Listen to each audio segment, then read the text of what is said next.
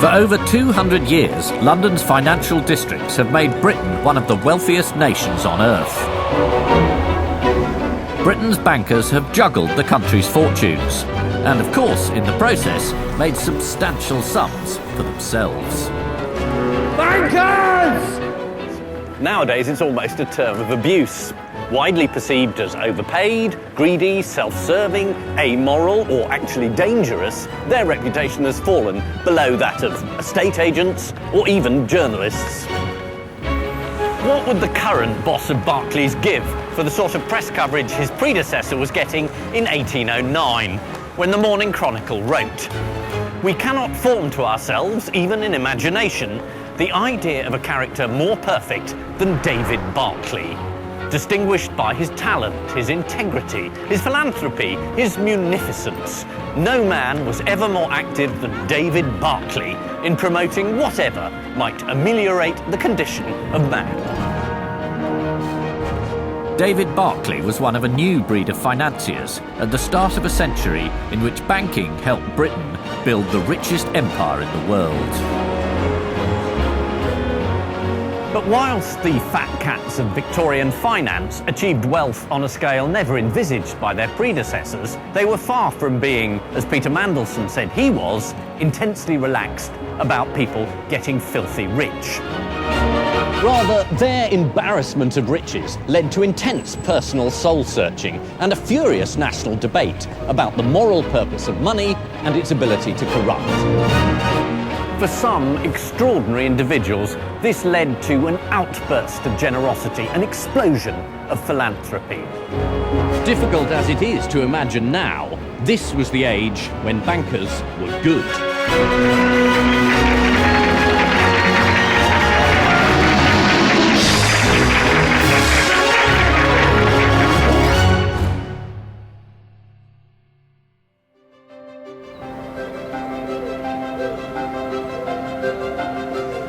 At the start of the 19th century, the Industrial Revolution was transforming Britain's economy.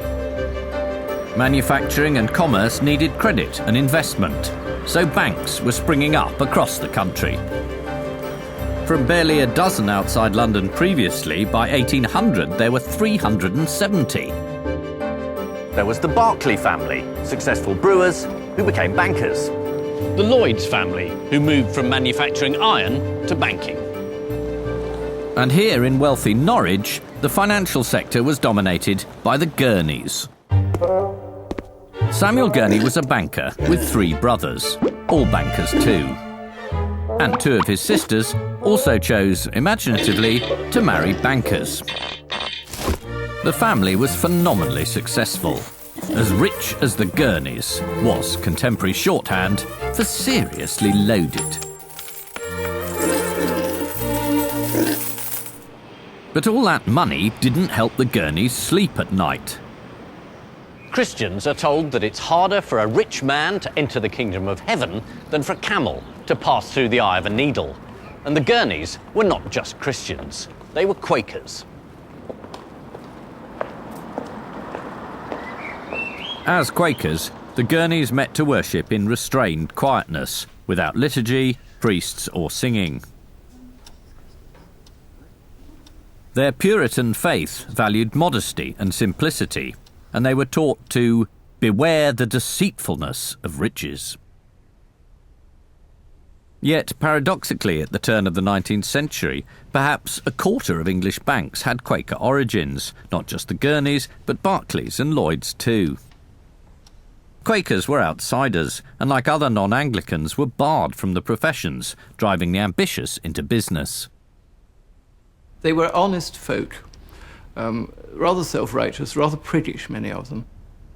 They got up early, they went to bed early, they didn't drink too much, didn't do all the things which most normal people do, led very virtuous lives and worked very hard. If you do all that in the world where capitalism is coming into growth, you're bound to end up as quite well-heeled, or indeed very rich indeed, as most of the Quakers that we know about did.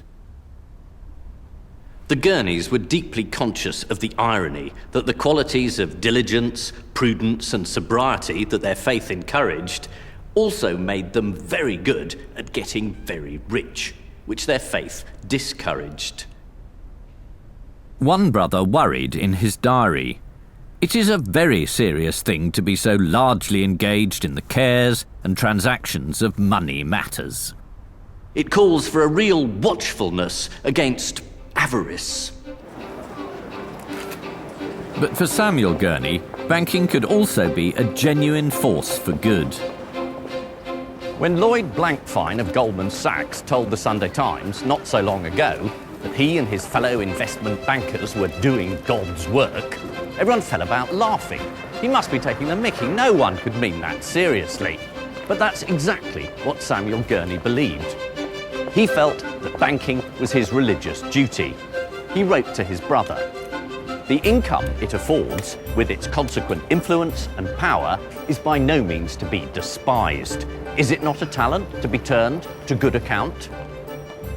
So, to continue the biblical parable, if you have a talent for banking, you don't bury it in the ground, you make the money and you spend the money well. To reconcile the conflict between God and mammon, money and morals, the Gurneys gave away substantial sums. Their do-gooding stretched from poverty relief to the anti-slavery campaign, but they became most closely associated with the issue taken up by their sister. Okay, ladies and gentlemen, free money. I'm giving away money. Yeah, Just chucking it away. One simple question. Who's the lady on the back of the £5 note? It's not Edith Cavell. Near. The Queen? No, that's the lady on the front. Where? Heroines. Boudica. No. Is it Florence Nightingale? No, it's not Princess Diana. You're in Norwich. She was from Norwich. here. It's not Julian of Norwich. No. I don't know, I'm afraid. Sounds like a chocolate. Sounds like a chocolate. I don't know. Cadbury. The other lot, Quakers. Cornfield. Give me her name. Turkish Delight. Turkish that Fry. Fry. Elizabeth Fry. Elizabeth, you're brilliant! Thank you very much. Fantastic, £5. Thank you very much. Elizabeth Fry, née Gurney, was Samuel's big sister, who'd married another Quaker banker, Joseph Fry. Elizabeth, like her brothers, had a keen sense of the value of money. When her husband bought her a caricature as a gift, she scolded him for being a spendthrift. Poor Joseph, who always was rather financially inept, responded by throwing the present into the fire.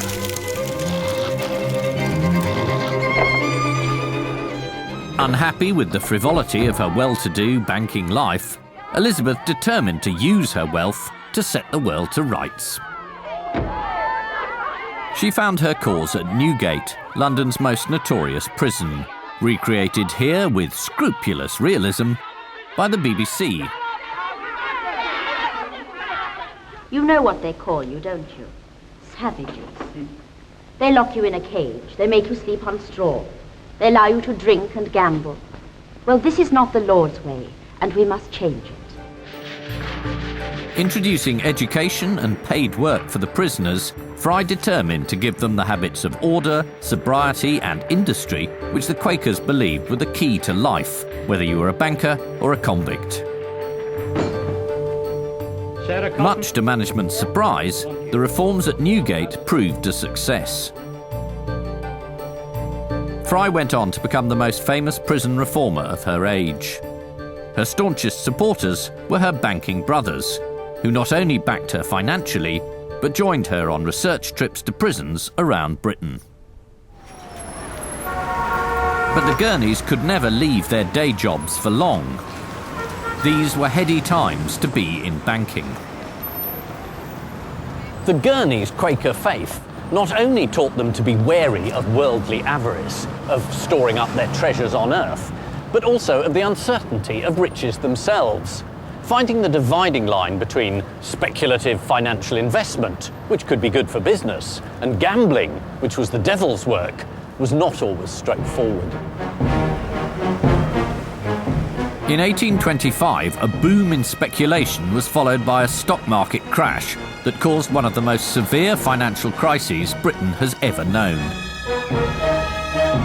Weeks of panic saw tumbling prices, a run on the banks, and even the Bank of England on the verge of collapse. Samuel Gurney shone in the crisis. With sound judgment and prudent lending, he rescued many, earning himself the nickname the banker's banker. But being prudent did not mean being sentimental. In the credit crunch that followed, some 80 banks went bust. And Gurney did not save the bank run by his brother-in-law, Joseph Fry. Elizabeth's husband was declared bankrupt, a humiliating experience for a Quaker. The Quakers judged failure to pay back debt an unforgivable betrayal of trust. The bankrupt Joseph was thrown out of the Society of Friends, and Elizabeth's reputation suffered too. This may seem harsh, but perhaps there's something to be said for a morality that valued personal integrity and prudence with other people's money, and considered financial recklessness, well, at the least something to be embarrassed about. These days, when bankers mess up the economy, they seem to get off scot-free. Perhaps a bit of stern Quaker shame wouldn't go amiss. Despite her own financial ruin, Elizabeth continued, aided by her philanthropic brothers, to speak up for prisoners and the poor for the rest of her life.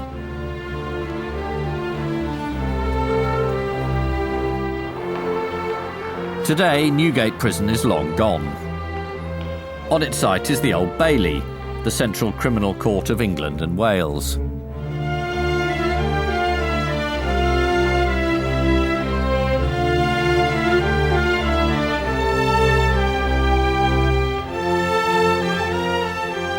Elizabeth Fry is still, however, keeping an unflinching moral eye on all proceedings at the heart of British justice.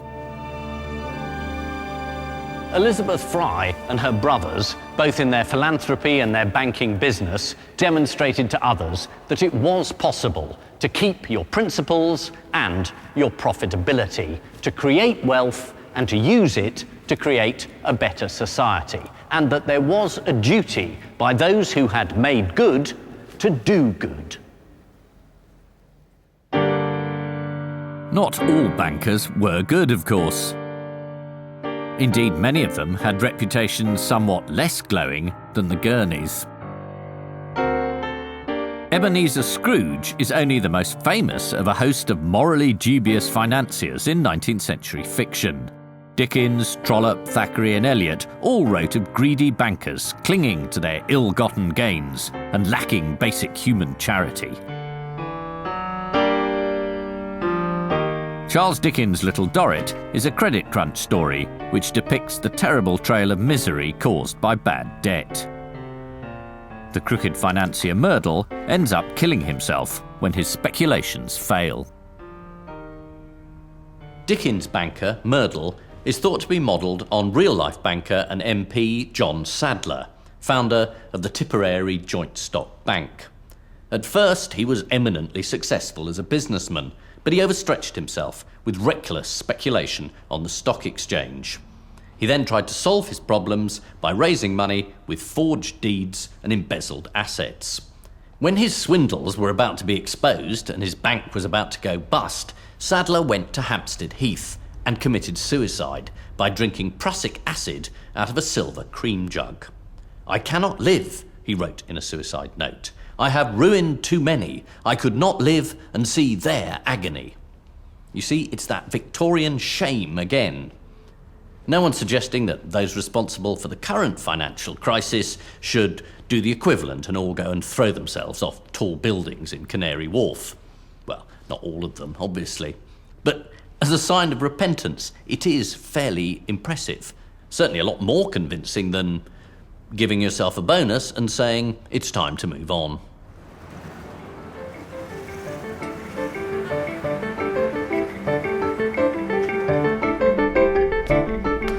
Today, we rely less on disgrace and prussic acid to keep the banking community in check, and more on the Financial Services Authority, located in a tall building in Canary Wharf. Does it worry you that banking at the moment has a very poor reputation? Well, I think it's completely understandable that the banking profession is not held in high esteem at the moment after what happened in the financial crisis. And I think the banking industry, the intelligent people in it, realise that they are going to have to re-earn public trust. What we've got to have is a financial system which performs its necessary and important functions and where people in it can feel proud of doing useful activities. To earnest Quakers like the Gurneys, there were problems with the very idea of banking. Can it be a good activity? Well, I think it can. It undoubtedly can. I mean, first, I think it's important to realise it is very difficult to imagine the transformation in the standard of living of everybody in society, which has occurred over the last 200 years since the Industrial Revolution, without there being a banking and financial system. It's a fundamental part of how you take savings, surplus money from people who have savings, and work out how to put it productively in a way that produces investment and growth. So, as long as they were doing the right sort of banking, they should have been okay with their conscience. Do you think it dulls the moral sensibility? If you simply deal with something which is completely immaterial, right? Money, things up and down on a screen, you can be in danger of not thinking about the value of what you're doing. I think people need to realise that the process of dealing with things which are only, digits on the paper or digits on the screen, unless you're careful, can end up with a belief that money is the measure of all things rather than something which it is perfectly legitimate to want to have as part of a wider life which is hopefully socially useful as well.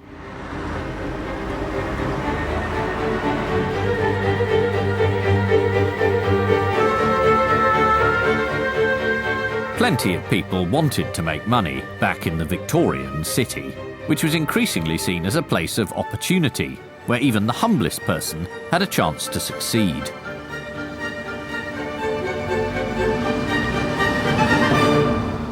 Meet George Peabody, the quintessential self-made man. Born in relative poverty in America with very little formal education, his drive for success propelled him from lowly apprentice in a grocery store to king of the dry goods business. When he moved to London in 1837, he was already a man of serious substance. He seemed to embody that Victorian ideal of self-help, that anybody could make good, provided they were sufficiently hard-working, thrifty, and determined. It's rather a double-edged sword, though, because it implies that if you are still stuck in poverty, it's your own fault, so bar humbug to you. Meanwhile, Peabody worked so hard and saved so much money that some less generous people thought he was nothing more than a miser, a sort of real-life Scrooge. Despite his sizable fortune, George took a packed lunch to work every day. And if he sent the office boy out to buy him a bag of apples, which cost 1 halfpenny, he expected the change back from 2pence. He was living proof that if you look after the pennies, the millions of pounds take care of themselves.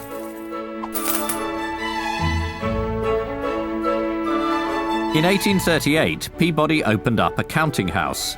No longer just trading in dry goods, but financing that trade too, he became what was known as a merchant banker. With no family and no interests other than making money, parsimonious Peabody spent only 1% of his income. Everyone assumed he would take his millions to the grave, but in 1862, he proved them all wrong. These magnificent documents are the deeds of trust by which Peabody gave away his money. This one is for £100,000. This is £150,000. That's £200,000. They total £500,000, which is a staggering amount of money then, and now would be worth something like 50 times that. Why did he do it? We don't really know. There's no evidence that he was particularly religious. It could be that he couldn't forget the poverty of his past, or he could be trying to improve British-American relations. The two countries were on the edge of war at the time. Perhaps he just wanted the glory of being a great philanthropist. I like to think he was visited by ghosts in the middle of the night, like Scrooge, and decided he had to stop hoarding his money and start giving it away. Peabody declared his aim was to ameliorate the condition of the poor and needy of London. The population explosion in the capital had created shockingly bad living conditions for the impoverished masses. There was no sense in those days that the government was obliged to make sure that the poor were properly housed. The only thing that you were obliged to do was pick them out of the river if they'd actually died, pick them out of the gutter if there'd been a cholera epidemic, and if they didn't work, thrash them and put them in a poorhouse. But the idea that you might give them somewhere decent to live didn't cross the minds of government. When the first Peabody dwellings opened in 1864, they must have seemed like paradise on earth. They were designed around open courtyards, with their backs to the roads, in a deliberate attempt to make tenants feel separate from the slums outside.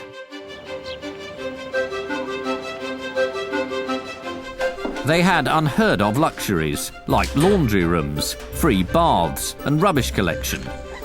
And best of all, space for children to play. No wonder Peabody properties became so much in demand. But only the right sort could apply. Even in his charity, Peabody pursued the ideals of self-help. Differentiating between the so-called idle poor and the industrious poor, he wanted to help those who would help themselves, people who were hard-working and thrifty and who were already trying to get out of poverty, as he himself had done. His homes were for those of good moral character, who displayed this through good conduct as a member of society. Oh, hello. Hello, Joan. Pleased I'm to meet Ian. you. Very nice to Nice meet to see you. you. Joan Gregory is a Peabody resident of excellent moral character. Joan, how long have you lived at the Peabody estate? Well, I would say 84 years, because that's my age, usually. Yes. My grandfather came to the estate about 1899 or 1900. Yeah. And my mother was 1900. And she started off the children that was born on this estate. God, they haven't moved much. R block, R Yeah, block, R block, R block. And F block. Ah. So that's round the other street. I get the feeling everyone was respectable. Well, I think so, because the father definitely had to have a job. Otherwise, he wouldn't be able to pay the rent. So if you couldn't pay the rent, you couldn't live on the estate. And do you think it was a good thing, what Peabody did, setting up this special sort of housing? I think so. He done good with his money. Exactly. Yes, yes. Do you think they do good with their money now? Well, I don't know what would happen there if he was in the same position, still alive now. It would probably be with all the other bankers making profits and getting bigger bonuses.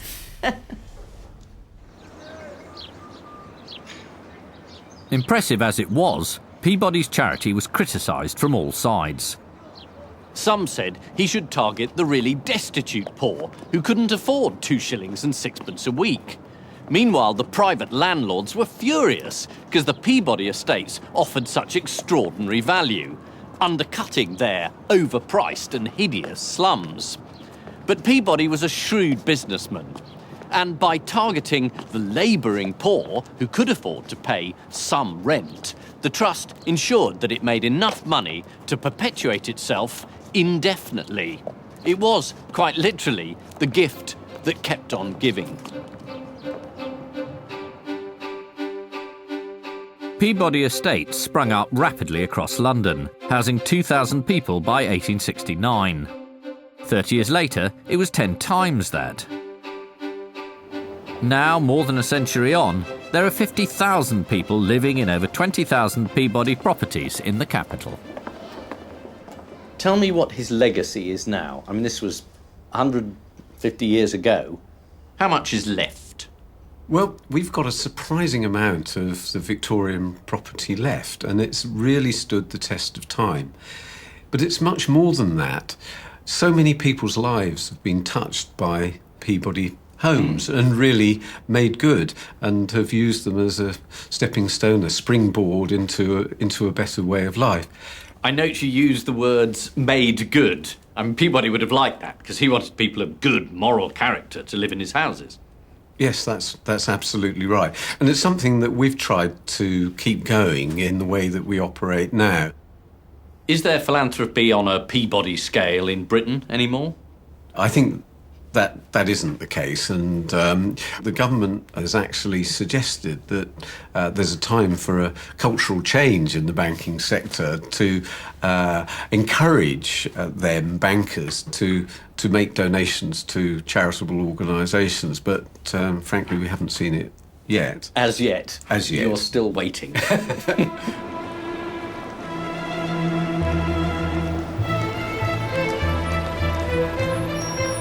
Peabody had flourished at a time when banking was helping to transform Britain. The nation's savings funded railways, shipbuilding, and the new telegraph cables, which kept the city in touch with faraway markets. Through the 19th century, the Bank of England gradually assumed the responsibilities of a central bank. Several times a year, throngs of people would arrive there for an occasion celebrated in one of the grandest rooms at the heart of the building. This is George Elgar Hicks's painting Dividend Day at the Bank of England. The Victorians loved these genre pictures of great national events where they, the public, were centre stage. And it shows how widespread banking and investment had become that this picture was such a huge hit when it was shown at the Royal Academy. What we have here is the public, the investors, going to get their twice yearly interest on their investment. You see the sign says consols, which is consolidated debt. The people of England were financing the country and being rewarded with a small 3%, sometimes a bit more, but solid return on their money. The amazing thing about the picture is the cross-section of people there who are now investing. Yes, there's a rich young lady giving the eye to a banker in a top hat, but it's not just the rich. If you look in the corner here, there's someone quite clearly up from the country with his basket, scratching his head, not quite sure if he's got the right return for his coupon. Old people, invalids, children, town, country, a widow, they're all there. It's an amazing cross-section of Middle Britain to demonstrate that we had become a nation of shareholders. By 1850, nearly 40% of all assets held by British citizens were financial. But not all investments were as reliable as Bank of England stock. Speculating in the increasingly complicated and volatile money markets was a dangerous business. It was a jungle, because it was absolutely unregulated. You only have to read the novels of the period to realise that whole human lives, and indeed whole human communities, can be wrecked overnight by a rash investment in the city, or by somebody speculating in a way they shouldn't do, or by somebody gambling. It was basically a gambling casino. The intoxicating lure of easy riches could lead to recklessness from even the most level-headed. In 1866, just a decade after the risk-averse Samuel Gurney died, the firm which he'd built up so successfully, Overend and Gurney, collapsed thanks to a Victorian version of subprime debt. It caused the last run on a British bank before 2007. As Walter Bagehot, then editor of The Economist, put it, the partners at Overend and Gurney seem to have run their business in a manner so reckless and so foolish that a child who had lent money in the City of London would have lent it better. Poor, trustworthy Samuel Gurney must have been turning in his grave.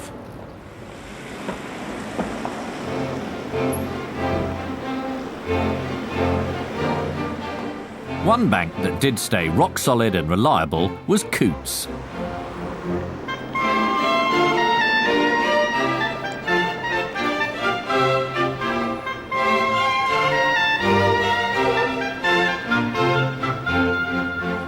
Thomas Coutts had built his bank up to be perhaps the most successful private bank in the country, able to count the royal family and much of the landed aristocracy among his customers.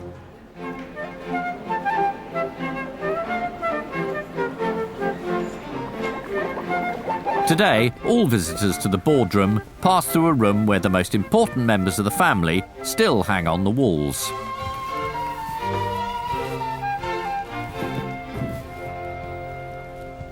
This is the Venerable Thomas Coutts, who had daughters but no male heir, and scandalised his family, not to mention the rest of society, when he decided, at the age of 80, to marry the young, beautiful, dark-haired actress Harriet Mellon, who was less than half his age. On his death, he bequeathed to her his entire fortune and his half share of the bank. You can imagine how popular she was with the Coutts daughters. Anyway, on her death, the entire family gathered to hear the will read out. You can imagine the scene. It was like something from a Victorian melodrama. There were the daughters, there were 10 surviving grandchildren, and none of them knew how the family fortune would be distributed. The lawyers read out the will and dropped the bombshell. Harriet had left the lot, everything, the vast pile, to the youngest grandchild, Angela Burdett, age 23. All young Angela had to do was take the name Coutts and promise not to marry a foreigner. Her romantic story made her an overnight celebrity. The newspapers came up with wild statistics to describe the size of her fortune. It would take 107 men to carry it in gold, over 10 weeks to count it in sovereigns, and if it was laid out in crown pieces, the line would be over 113 miles long. She became the new darling of high society, and with her lavish parties, fine clothes, impressive jewellery, love of small dogs, she even had a stalker who was imprisoned, she could have been a sort of Paris Hilton of her day. But Miss Burdett-Coutts was neither particularly attractive nor terribly vivacious, though she did have, obviously, other attractions, millions of them. Eligible suitors queued up to propose marriage, and press rumours linked her with everyone from the future Napoleon III to the Bishop of Oxford. But Miss Burdett-Coutts was fiercely independent, wary of gold diggers, and had other plans for her future. Angela's vast wealth gave her far more power than other women of her time. She was free to turn philanthropy into a career. She turned for advice to that great observer of Victorian society, Charles Dickens. Dickens divided the charitable into two types. One, people who did a little and made a great deal of noise. The other, people who did a great deal and made no noise at all. His novels frequently ridiculed blind, misplaced or patronising do-gooding, creating characters like Mrs. Jellyby in Bleak House, who was so concerned about the plight of natives in faraway Borrioboola Gar that she totally neglects her own children. But Dickens considered Miss Burdett-Coutts to be the noblest spirit one could ever know. He didn't put her in a novel, he dedicated one to her.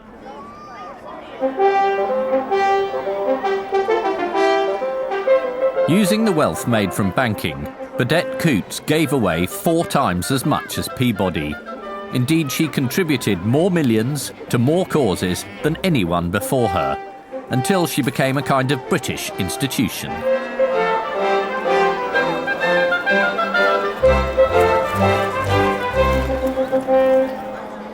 Burdett-Coutts poured money in every direction where she saw need. New schools, night schools, technical schools, sewing schools, training for teachers in the schools, new hospitals, training for nurses in the hospitals, libraries, scientific foundations, training for policemen, temperance societies to stop people drinking, drinking fountains to get them drinking water, soup kitchens for the poor, famine relief for Ireland, help for Muslim refugees, churches, Bible classes, bishoprics in the colonies, the fishing industry, beekeeping, better conditions for flower girls, better conditions for boot blacks, free milk for children, the campaign against cruelty to children, the campaign against cruelty to animals, scholarship, art, cancer relief.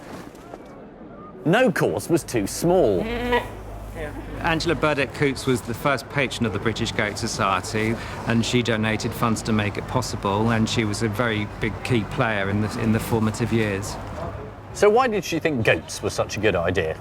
Because in the Victorian times they didn't have refrigerators and so on, so people needed milk, and you couldn't buy milk and keep it. You needed a fresh supply of milk, and so obviously for the average householder there was no way that they could afford to keep a cow, but they could keep a goat quite easily, and the goat would go in the back garden and eat all sorts of wide variety of food and would produce fresh milk for the children. So they're perfect for the poor? Absolutely perfect. Now, is the goat community in need of help nowadays? Could you use some bankers? Yes, we could definitely use some bankers. The British Goat Society still does what it can to develop the goat, improve the goat, publicise the goat, and of course all that costs money. Burdett-Coutts of our time. The Burdett-Coutts, we need them. We need them. Yes. I hope they're listening. Yes.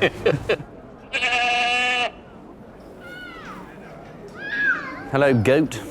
Got any views on the role of charity as against the nanny state? In recognition of all that Burdett-Coutts had contributed, in 1871, Queen Victoria made her a baroness, an extraordinary honour then for a woman to be given in her own right. Punch even dedicated a poem to her. It's called In Angeli Honorem, which is a pun on the words angel and Angela, which they obviously thought was very amusing.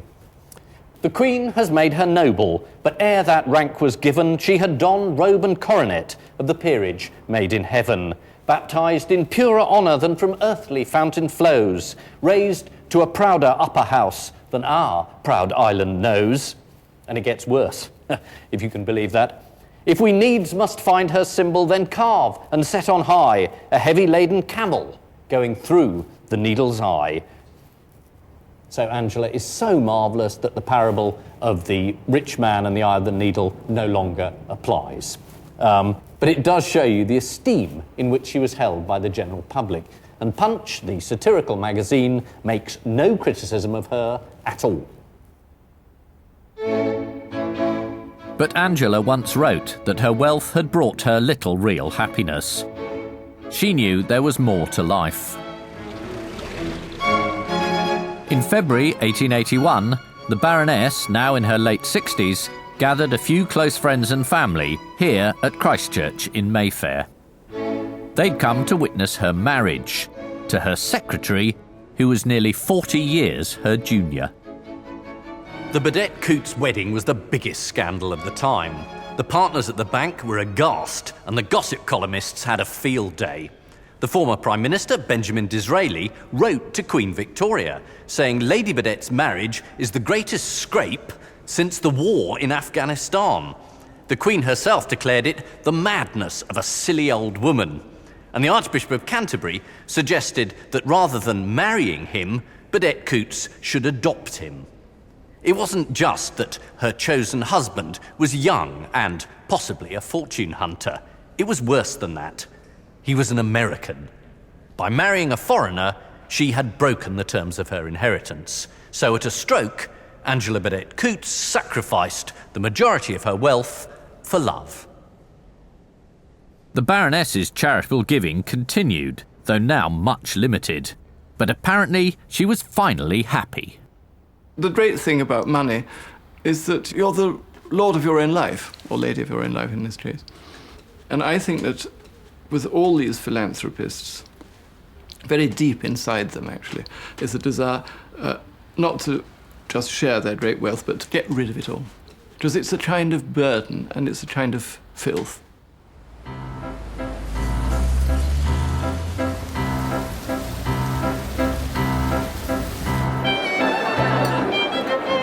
Philanthropy was now becoming fashionable. Victorians discovered that charity balls, like this one, were a popular and effective way to encourage the rich to give. In the mid-1880s, the Times claimed that the income of London charities was greater than the governments of several European countries. Yet some social commentators worried that the rich giving money wasn't enough. There was something intrinsically wrong with the free market, which wasn't making society fairer, but more unjust and materialistic. One fierce objector was John Ruskin, the great Victorian critic, whose essays, Unto This Last, attacked greed and unbridled capitalism. Ruskin would have recognised and shared contemporary concerns about bankers' excessive pay and bonuses. His book was an attack on that desire for riches which ignores the wealth of the wider community. In fact, he defined two types of wealth. Wealth, which makes the world a better place, and ilth, which is created for no purpose and makes the world a worse place. Wealth and ilth, you see? Ruskin argued that the purpose of commerce needed to be about more than just adding shareholder value. He wrote, "It is no more the merchant's function to get profit for himself than it is a clergyman's function to get his stipend." For Ruskin, the purpose of business is to provide for the nation. Ruskin thought a society would be genuinely rich when its citizens were happy, healthy, and good. As he famously put it, there is no wealth but life. What was so original about Ruskin was that he realised that all this money that the Victorians had, far from being a blessing, was a curse. And the belching smoke and fumes and poison coming out of Victorian factories, for Ruskin, were the storm clouds of the 19th century. And they weren't just physical clouds wrecking the atmosphere. They were moral clouds of poison. Ruskin's ideas weren't too popular with economists. One reviewer felt he'd been preached to death by a mad governess. But 150 years on, we're again wrestling with the very same questions. Surrounded by temples to Mammon, St Paul's Cathedral has become the recent, unexpected epicentre of this debate. A clash of values has stirred the nation, challenged the church, and would cost its canon, Dr. Giles Fraser, his job, shortly after he spoke to me. I think the church should not condemn making money per se. It gives people jobs, it creates energy for the economy, and there's nothing wrong with that. And I think the church has been too snooty about money for centuries. So I think that side of things is fine. But, of course, the one thing the church has always said is that the love of money is the root of all evil. The love of money, not money per se, but the love of money. Ruskin said at the time that a lot of the creation of money was, he called it ilth rather than wealth, but it's the same thing. He said it was socially useless. Do you think there are ways of commerce around here that are useless? Well, I mean, there are those people who will say that all forms of activity, even if you're buying a Porsche and wasting it in champagne bars, is generating jobs for people who make Porsches and who sell champagne. But so, you know, to that extent, there is an argument, but I would say for the person who's doing all of that, it's actually corrupting. It's bad for you. I think people don't get the extent to which it is sort of corrosive of the soul. There are many more important things in life, and that level of wealth can actually distance you from other people and actually distance you from the great things in life. You can't just live in a bubble, which is just the bubble of the rich, and forgetting the world around you. That the city has to have a much greater sense of responsibility for the world around it. Do you think bankers are sitting there feeling guilty? No. No, I had a feeling they weren't. I don't see them kneeling in penitence. Did they ever get the message about how annoyed people were about their behaviour? Well, they feel beaten up by it, and they feel a bit woe is me about it. But whether that's genuinely transformative, I'm not sure. And actually, I don't think that the beating up the bankers always helps, because I think what they need is, though I'm happy enough to beat up the bankers, but I think what they need is another model, a model which says, a model of what banking could be, that is socially useful, that they can aspire to, they can grow into. And I think part of the problem with our society is we haven't given them a model of what socially responsible banking could look like, which is what the Victorians precisely can do.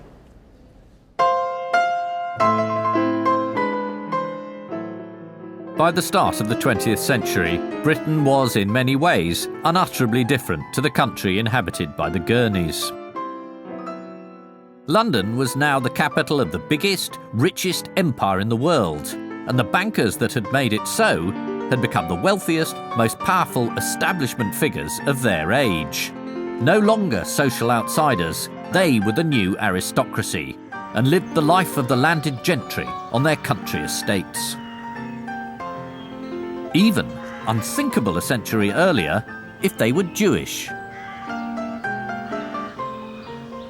Living here at Tring Park was the head of the richest and most famous banking family of all Europe, Nathaniel Rothschild, known as Natty to his friends.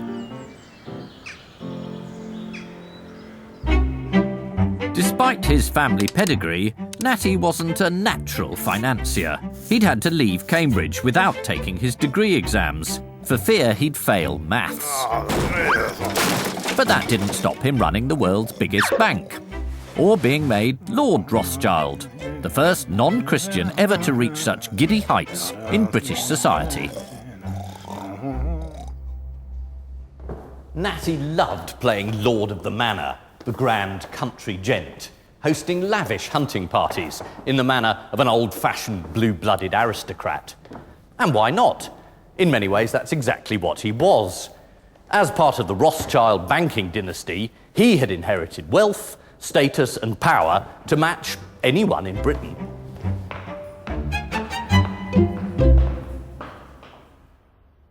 As a banking aristocrat, Lord Rothschild had a rather feudal sense of duty. An unusually generous landlord, he provided new cottages and free medical treatment for his estate employees in Tring. And at the bank, he created a department solely responsible for charity, an early example of corporate giving. Not that everyone was always grateful. The journalist Claude Cockburn, who grew up in Tring, tells the story of Lord Rothschild's birthday, when he announced that he would give a shilling to every child in the town of Tring. All they had to do was turn up at 10 o'clock that morning outside the manor. Very generous, it seems, but Lord Rothschild had not reckoned with the enterprising people of Tring, who decided that perhaps they needed a few more children, so they imported them from neighbouring villages, cousins, friends, anyone. So the town was full the night before of children staying over in barns and outhouses, ready for the big day. When the day dawned, there was Lord Rothschild. He'd set up trestle tables piled high with silver shillings, ready to give to the children. The gates opened and this flood of children came to get their shillings. And the ones who were first in the queue took the shilling, ran round the back and then came forward again. So there was a constant queue of children being given these shillings. And of course, they began to run out. And Lord Rothschild had to send out to Aylesbury, to Watford, even to London to get more shillings. Even that wasn't good enough, and eventually the pile disappeared. One father claimed that that day his children had made him the equivalent of 2.5 weeks' wages, with 2 bottles of whiskey thrown in. There's gratitude for you. Rothschild's wider charity was on a stupendous scale, particularly to the thousands of Jewish refugees who'd been coming to Britain since the 1880s to escape persecution in Russia. It wasn't just that he was sympathetic to their plight. To him, it was a religious obligation. This synagogue, Victorian London's finest, was founded by Natty's brother. Lord Rothschild was a very religious Jew with a strong sense of noblesse or richesse oblige. And it's a fundamental principle of Judaism that all Jews are responsible for one another. And he realized here were people arriving not knowing the language, many of them very poor indeed. And he felt an enormous patrician sense of responsibility, which is really a Jewish imperative. And the amount of money he gave, I mean, there was something like £15,000 a year then for a Jewish school. There were youth clubs, there were housing projects. I mean, this is vast charity. Yeah. I mean, is that necessary? Is that compulsory?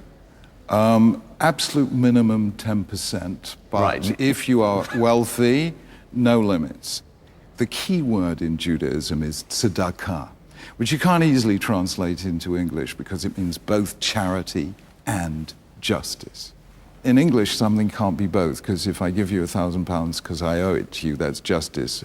If I don't owe it to you, but I think you need it, that's charity. So it's either one or the other. In Judaism, it's both. And therefore, for us, tzedakah, which we would see as charity, is not something we give out of the generosity of our heart. It's something we give because we must.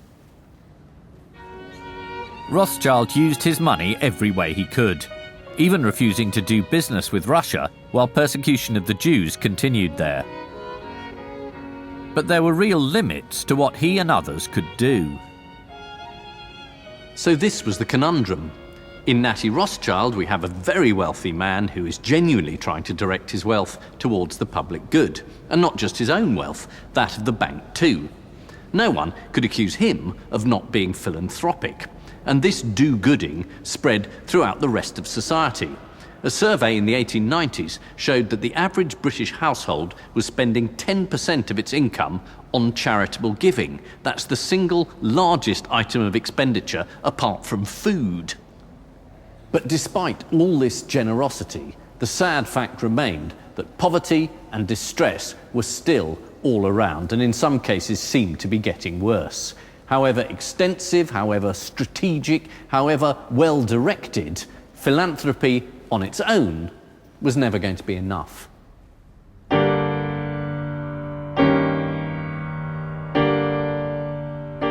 It was increasingly clear that though banking had made Britain great, and the rich extraordinarily wealthy, it was not a progressive engine of social change.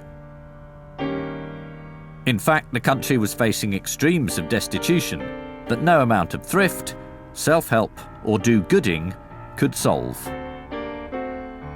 Some people began to think the unthinkable, that for a just society, the state itself would have to provide.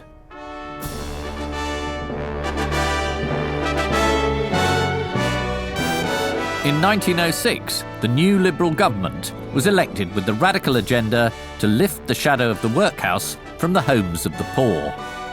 They introduced reforms that laid the foundations for the welfare state: free school meals, national insurance, old age pensions.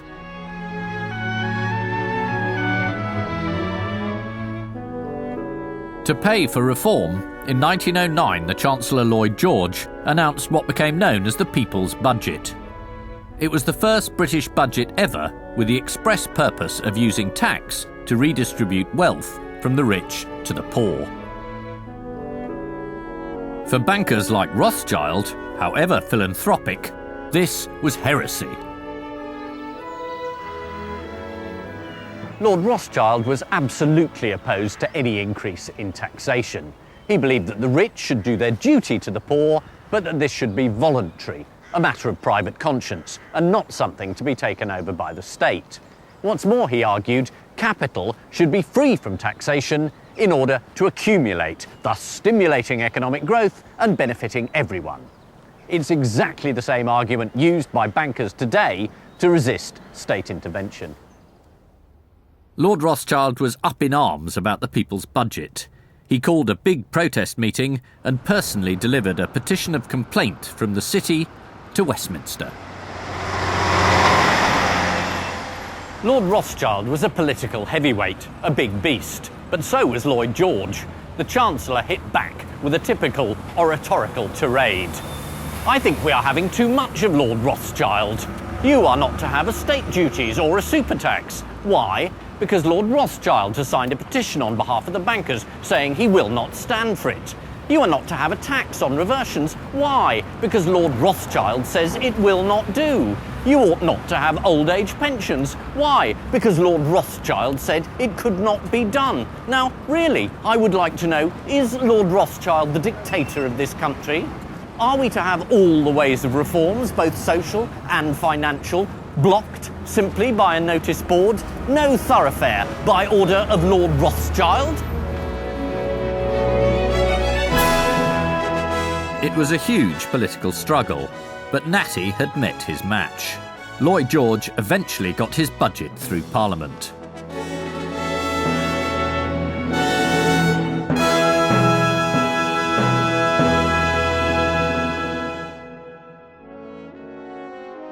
And what of Lord Rothschild?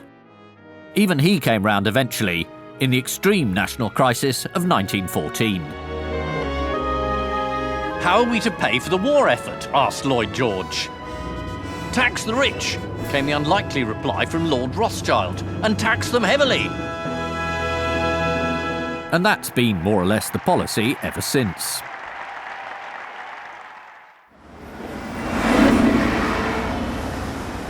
The 20th century was overall a great leveller. With increased tax, the welfare state largely took over from philanthropy. Do-gooding was nationalised. So what should a rich banker today do with all that spare money left after tax? Not far from Tring is Wadston Manor, built by Natty's cousin, Ferdinand de Rothschild. If not happiness, it's amazing what money can buy.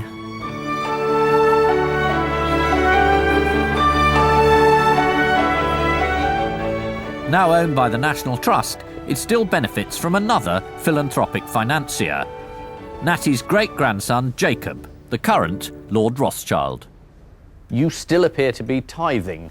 You're still giving 10% away, which is quite a lot more than a lot of people. Why is that?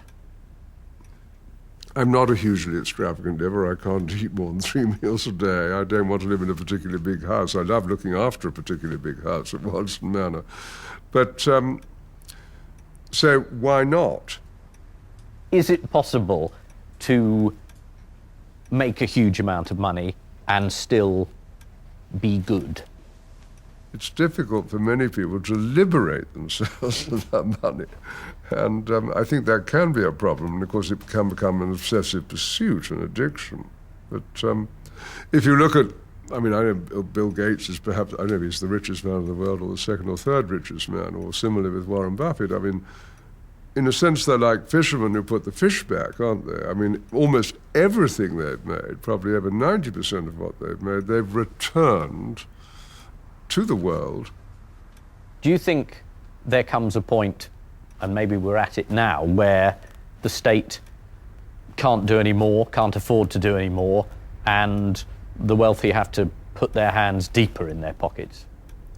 Well, I think if you put yourself in the position of the state, I mean, the state has to withdraw money because it's got to spend less.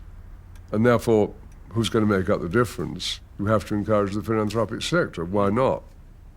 The current anger about the city, all that talk of, oh, these people are socially useless, what are we doing here? What can the bankers, what can the city do to assuage that anger? What can they do to assuage that? Well, they can behave well and give back more.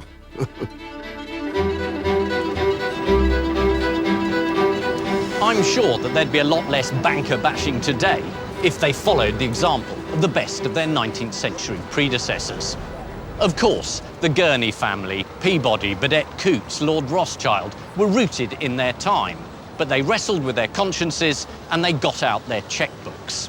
Maybe societies get the bankers they deserve. Somehow we accepted that greed was good and that probity, conscience, philanthropy, do-gooding were boring, old-fashioned Victorian values. Perhaps we were wrong.